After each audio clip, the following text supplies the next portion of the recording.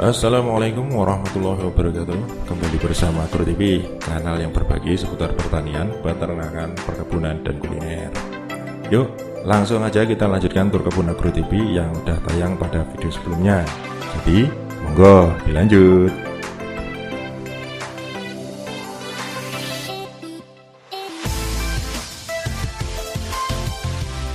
Iya, teman-teman bisa lihat di situ ikannya masih kecil-kecil karena baru berapa hari ya? Baru sekitar belum ada 1 minggu lah. Belum ada 1 minggu, tapi ya lincah-lincah ya di sini ikannya. Nah, jadi gitulah teman-teman. Tapi ada yang pengen tahu juga nih ya, kira-kira kalau untuk modal usahanya sendiri nih dari segi bisnisnya sendiri. Yang ini udah punya berapa kolam ya? 1, 2, 3, 4 sama 5 ya? 6.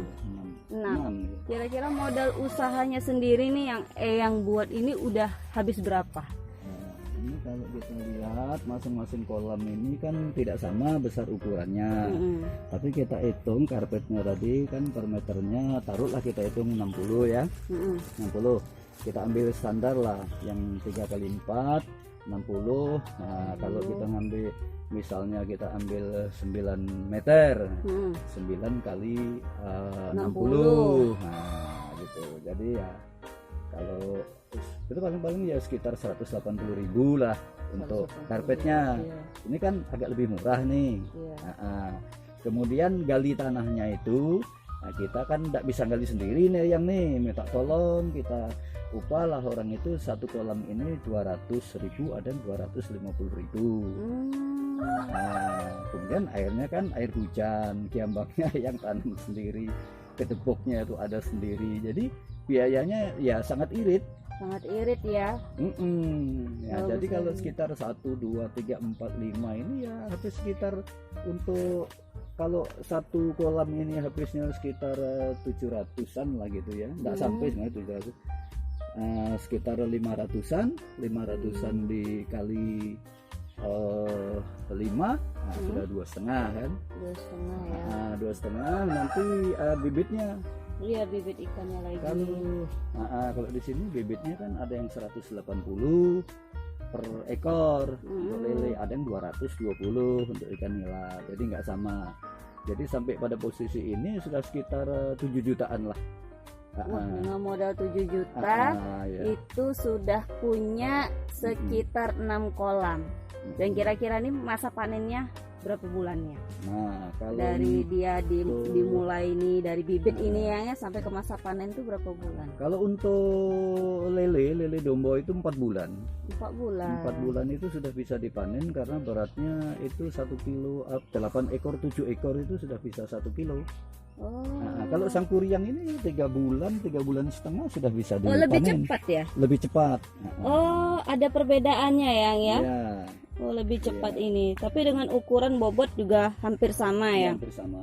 Nah, kalau untuk penjualannya sendiri, kalau lele sangkuriang sama lele dumbo itu berapa itu ya? Kalau penjualannya sama.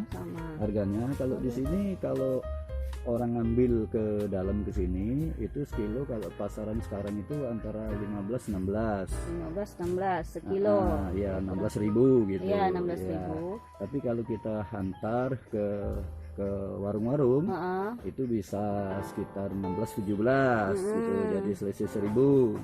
Tapi kalau kita bisa jual sendiri pakai lapak sendiri, kan yang sering juga jual sendiri. Jadi Eyang ini juga sering jual bikin lapak ikan. Jadi ikannya kalau udah gede-gede atau lumayan sudah bisa untuk dikonsumsi, maka yang bakal jual sendiri gitu. 18.000 1 kilo. 18.000. Kadang bisa 20.000. Jadi ngikuti harga pasar ya. Iya, jadi lebih menguntungkan sebenarnya kalau kita bisa memasarkan sendiri gitu. Iya, lebih panennya kan yang ngatur biar setiap bulan itu panen. Tapi besarannya jumlahnya itu paling 1 bulan itu ya 1 pikul gitu, 100 kilo. 100 kilo, jadi 1 pikul itu sama dengan 100 kilo gitu. Lumayan juga ya. Kalau nilainya lebih ini lagi, 1 kilo itu bisa kita jual 25. Iya. Kalau di pasar kan sudah 28 sampai 30 per kilo. Per kilo ya. Patin juga gitu, patin juga bisa 24 25. Oh, mantap juga nih bisnis kayak gini nih teman-teman. Jadi bisa ditiru juga nih modal kayak gini. Terus ada yang agak uniknya. Sebenarnya Eyang tuh dapat ide tuh dari mana sih kok pakai media terpal dengan model yang gali tanah ini? Biasanya kan setahu tim Agro TV, biasanya orang buat kolam itu pasti ada media lain selain terpal. Dia tetap menggunakan terpal, tapi ada yang menggunakan bak lalu dikasih terpal, ada yang pakai cagaan kayu lalu dikasih terpal. Tapi kenapa kok Eyang lebih milih menggali tanah? Ya, pertama begini, kalau kita gali tanah itu lebih tahan lama kalau dibandingkan dengan kayu. Kalau kita pakai di kolam pakai kita kan pakai kayu tuh, pakai kayu itu biasanya 1 tahun kayunya udah mulai lapuk. Nah, kalau pakai tanah itu bisa bertahun-tahun. Gitu, itu satu. Kedua kali itu sisa-sisa longsoran tanah itu kan ada yang masuk ke dalam, itu akan jadi dasar daripada kolam itu. Itu bisa juga untuk ikan, untuk apa namanya, ngendap-ngendap kan situ ada lumpur-lumpur sedikit itu kan. Bisa juga dari akar-akar enceng gondok itu bisa lebih apa ya, lebih pertumbuhannya lebih bagus. Karena ada tanah-tanah dari sekitar itu yang bisa lolos masuk seperti itu kan keruh itu karena airnya masuk. Itu nanti jernih itu. Oh, seperti ini ya. Oh, jadi dia karena tanahnya masuk jadi seperti ini, tapi nanti lama-lama dia bakal jernih kayak gini. Oh, bisa kayak gitu ya. Iya, jadi lebih hemat. Lebih hemat. Iya.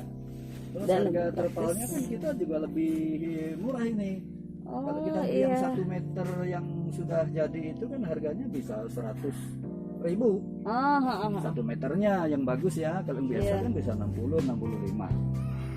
Jadi kalau misalnya kita ngambil 4 meter udah 400.000. Kalau ini 4 meter kan baru 240.000. Jadi lebih hemat dan tahan lama. Yang jelas itu bisa 45 kali panen. Kalau 1 tahun bisa 3 kali panen, kan? Kalau 2 tahun udah bisa 6 kali panen. Jadi modal yang agak besar itu yang di awal saja. Oh, modal besarnya itu hanya di awalnya saja. Untuk berikutnya tinggal cari makan sama bibit. Nah, jadi untuk berikutnya dengan media gali tanah ini kan lebih lama, lebih tahan lama gitu. Terus kedua terpalnya juga tahan, jadi lebih cuman modalnya tuh lanjutnya cari makan sama bibit gitu. Bibit bisa kita pijah nanti, kita pijah sendiri. Dan Eyang ini punya pemijahannya sendiri, jadi lebih bisa berlangsung ya Eyang ya. Bagus banget. Nah, ini tips-tipsnya nih yang untuk orang-orang yang mungkin setelah melihat video ini tertarik nih bikin kolam seperti Eyang. Nah, tips-tipsnya untuk membuat kolam, terus dari harga perhitungan modal dan sekian penjualannya, boleh dibagi-bagi ya? Begini kalau tipsnya. Kalau untuk modal itu kan tentu tidak sama ya, tergantung daripada masing-masing. Tapi paling tidak ya, pertama kita harus berani mencoba dulu supaya nanti tidak gagal gitu ya. Ya caranya seperti yang tadi, pakai air dulu, dikasih dinetralisir dulu gitu ya. Setelah airnya bagus baru dimasukkan tisu. Nah, ini kebetulan motivasi yang kemarin itu karena sekarang ini kan masih masa pandemi itu. Jadi kita nggak bisa kerumunan gitu. Untuk menghindarkan kerumunan ya supaya sehat ya, Ayang pergi aja ke kebun gitu ya. Kita bikin kebun, kita bikin kegiatan di kebun gitu. Jadi asik tuh, produktif dan menghasilkan gitu. Aktifnya apakah itu merupakan hobi atau kesukaan atau keinginan, itu semuanya bagus. Yang penting kita coba, kita tekuni, kita terus menerus dengan segala macam pengalaman kita. Nah, terus berupaya tadi bagaimana supaya makanan nanti ya, makanannya itu supaya lebih irit gitu kan. Kalau biasanya berapa kilo, nanti bisa lebih irit. Nah, itu kayak yang tuh ya. Itu ada daun keladi tuh. Oh, yang Yang nanam keladi itu udah banyak tuh pohon keladi. Oh ya, nih teman-teman. Ya, Atau pohon kita keladi. lihat Itu pohon nanti keladi. bisa kita pakai untuk makan ikan lele setelah agak besar tuh nanti. Nah, ini dia. Eyang juga nanam pohon keladi. Nah, itu. Nih, kan untuk membantu makanan nanti. Untuk menghemat Nah, iya biaya. yang ya. Banyak. Terus pohon pepaya. Ini pohon Itu yang bagus itu di sana tuh, di samping kolam itu. Oh. Itu juga daunnya nanti kita pakai untuk makan ikan lele. Inilah yang coba dengan menyiapkan makanan, menyiapkan media pakan kolam itu ya. Nah, kita kasih di Enteng Gondok gitu. Oke. Itulah trik-triknya. Oke, jadi begitulah teman-teman trik tips dari Eyang Kakak untuk membuat kolam ikan dengan media terpal dan gali tanah. Jadi sebenarnya trik seperti ini tuh gampang banget karena kita cuma modal tenaga untuk menggali tanahnya, dan itu lebih awet dibanding dengan media lainnya karena kan dia gali tanah, terus terpalnya juga lebih awet juga. Kata Eyang tadi sampai ada yang 2 tahun sudah Eyangnya, alhamdulillah nggak ada bocor, nggak ada rusak. Dan sebenarnya terpal apa aja bisa digunakan Yang ya, bisa digunakan asalkan kualitas terpal itu tadi itu tebal dan tahan lama, karena ini kan untuk media kolam ikan gitu, takutnya terpalnya itu bocor atau apa kan sayang tuh. Terus untuk dari segi pakannya sendiri, Eyang juga tadi jelaskan sebenarnya pakannya itu bisa diminimalisir, dalam arti bisa diganti dengan pakan lain. Jadi biasanya kita beli pelet gitu yang berapa sekilo, nah kita tuh bisa meminimalisir tadi biaya dengan cara kita ganti pakannya dengan daun keladi, dengan daun apa pepaya. Dan daun-daun bisa juga nggak yang atau khusus? Enteng Gondok ini juga kalau dia kurang pakannya, Enteng Gondok itu dimakannya itu. Oh, jadi ikan ini kalau masih Kurang, lapar atau kurang dia makan enceng gondok. Jadi kalau dia nggak makan enceng gondok berarti cukup itu. Gitu. Jadi media kontrol. Jadi banyak ya, selain media kontrol juga sebagai pakan ikan juga dan tempat berlindung ikan juga. Itulah tadi. Nah, yang ini terima kasih sudah boleh mampir dan boleh lihat-lihat juga udah dikasih tahu tips dan triknya dalam membuat kolam ikan menggunakan media terpal dan gali tanah. Sekali lagi terima kasih ya. Sampai jumpa. Yuk, sampai Dadah. jumpa. Assalamualaikum warahmatullahi wabarakatuh. Jangan lupa subscribe, like, dan komen. Nah, begitu video terkebunnya Agro TV. Bagaimana?